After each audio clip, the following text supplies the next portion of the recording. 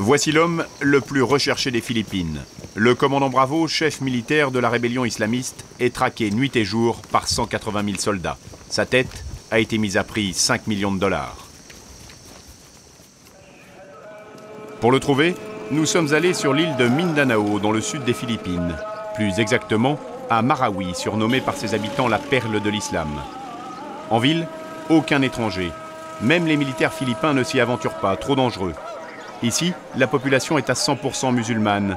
C'est le lieu idéal pour trouver quelqu'un pouvant nous mener au commandant Bravo.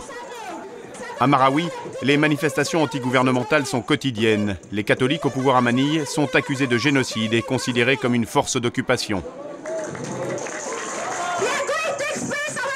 Nous exprimons ici notre désaccord avec le gouvernement philippin. Nous, la nouvelle génération, nous sommes les plus forts. Nous devons nous battre pour les musulmans.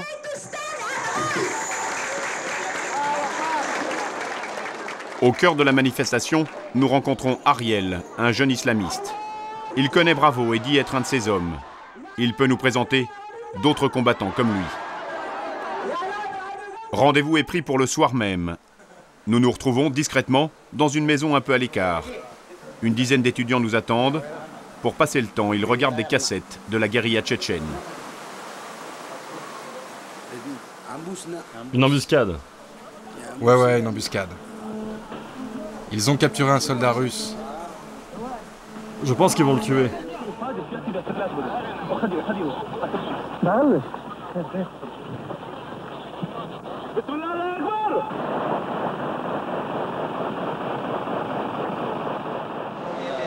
Ils ont raison de le tuer. Parce qu'un blessé, ça peut plus marcher et ça vous ralentit. Ils ont bien fait. Ariel et son groupe décident de nous aider. Téléphone portable en main, ils tentent de joindre le commandant Bravo. Depuis plus d'un mois, il est introuvable. Moi, je ne sais pas où est son camp en ce moment. J'y étais le mois dernier, mais depuis, son camp a été complètement détruit par les militaires.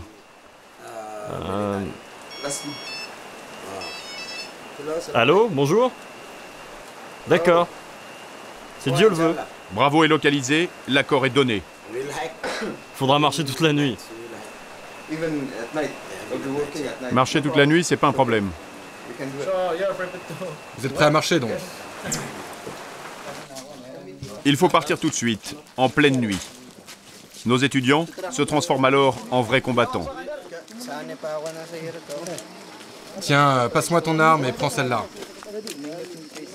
Les zones que nous allons franchir ne sont pas sous leur contrôle. C'est le fief d'anciens rebelles devenus des spécialistes de la prise d'otages. Même nos guides ne sont pas rassurés. Vous avez peur? Quoi? C'est dangereux la nuit, vous n'avez pas peur? On y va les Moudjahidines.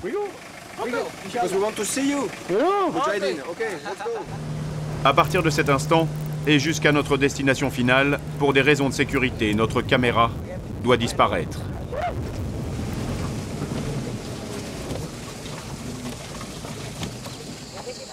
Au petit matin, nous arrivons au lieu de rendez-vous, un camp improvisé au cœur de la jungle.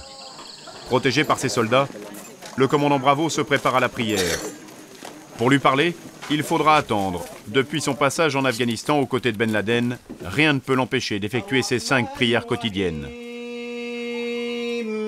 Formé à la guerre sainte, il est devenu un combattant de l'islam. Même à l'intérieur de la mosquée, ces hommes ne se séparent jamais de leurs armes.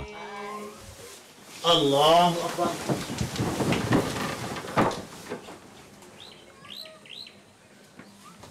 Allah Akbar. Allah a dit que les chrétiens étaient des moins que rien et qu'il ne les aimait pas. Nous sommes ici pour nous protéger de nos ennemis. Nous devons défendre l'islam, sinon nous allons disparaître.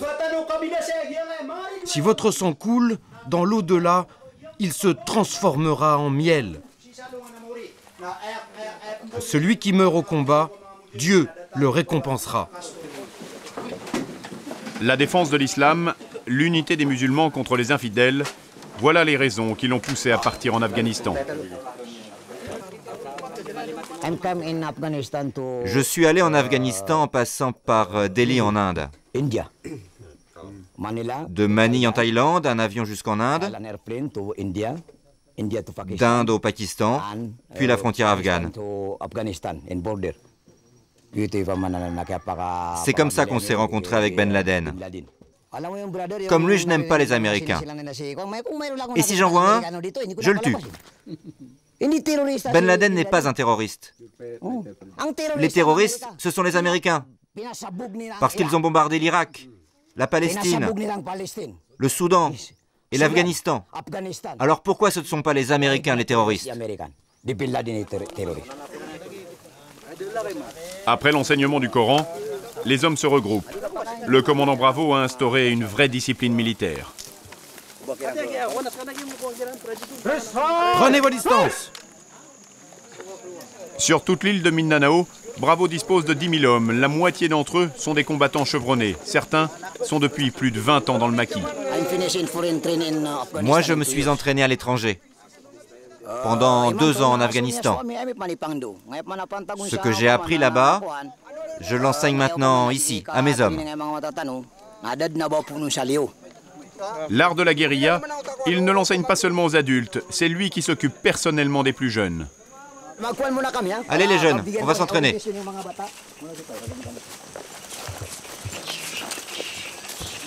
Certains ont à peine 10 ans et il leur parle déjà comme à de vrais guerriers. En permanence, il leur inculque la haine de l'Amérique.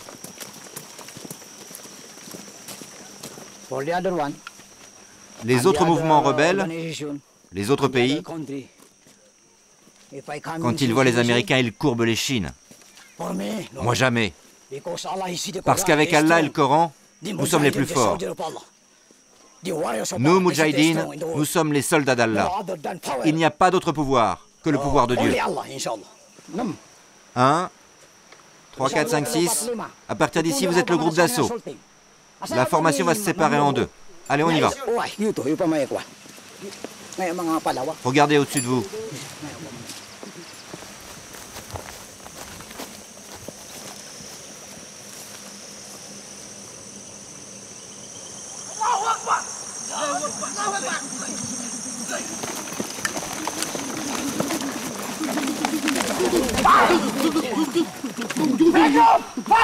Équipe d'assaut, à vous, feu!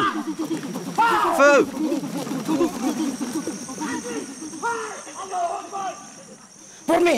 Pour moi, pas de retraite. C'est mon style. Mon style, pas de retraite. On ne se rend pas. Jamais. Pour nous, c'est obligatoire. Chaque soldat, chaque musulman doit se préparer à mourir en martyr. Allah a dit dans le Coran, les musulmans vont gagner. La nuit tombe, Bravo et sa garde de jeunes soldats disparaissent. Les enfants répétant les paroles du chef. Pas de retraite. On ne se rend pas. Pas de retraite. Le combattant Bravo ne dort jamais 2 fois au même endroit. Nous ne le reverrons pas avant le lendemain matin. Il réapparaît au sommet d'une colline, au-dessus d'un village.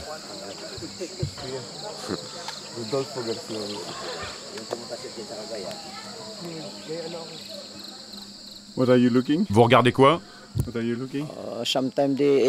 Je regarde si je vois mes ennemis. Le gouvernement philippin a offert une récompense de 500 000 $ à toute personne pouvant identifier l'endroit où je me trouve. Les militaires veulent attraper Bravo. Même si un jour on signe la paix, ils s'en foutent. Ils veulent m'attraper, moi je ne fais que me protéger.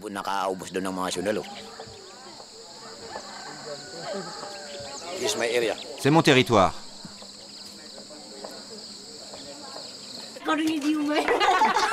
Dans le village, les femmes s'affairent.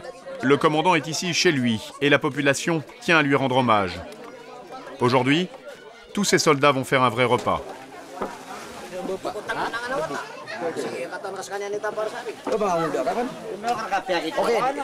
Regardez, dans l'assiette, c'est de la bonne nourriture. Vous voyez ces civils, c'est comme ma famille, ils m'aiment. Personne ne les force. On ne les oblige pas à nous nourrir. Ils nous soutiennent juste à cause de l'islam. Juste à cause de l'islam. Après le repas, comme un vrai chef d'État, il reçoit les doléances de la population. Il est le seul maître sur ce territoire. Moi j'ai un problème, mon fils est recherché par le gouvernement, on l'accuse de meurtre. Ne t'inquiète pas. Si ton fils a des ennuis, je le prends avec moi dans la rébellion. Et voilà comment on récupère un nouveau soldat. Avec lui, ils vont tous s'enfoncer dans la jungle. Le commandant Bravo retourne vers son camp principal, le camp Abou Bakar. Ce sera sans nous. Bravo ne souhaite plus notre présence. Venez, on va s'asseoir ici. Petite explication avant de nous laisser partir. Les autorités philippines et américaines l'accusent d'héberger dans sa base près de 600 combattants étrangers. Ce sont eux qui refusent catégoriquement d'être filmés. Il y a des étrangers, des musulmans qui viennent pour s'entraîner. Ils viennent ici à Mindanao, dans notre camp Abou Bakar. Ces musulmans venus d'autres pays viennent ici pour des stages et pour se battre aussi à nos côtés. Lorsqu'il était en Afghanistan, le commandant Bravo a été accueilli à bras ouverts par les combattants d'Al-Qaïda. Aujourd'hui, c'est à son tour d'offrir un refuge à ses frères d'armes. Pour lui, cela s'appelle tout simplement l'hospitalité.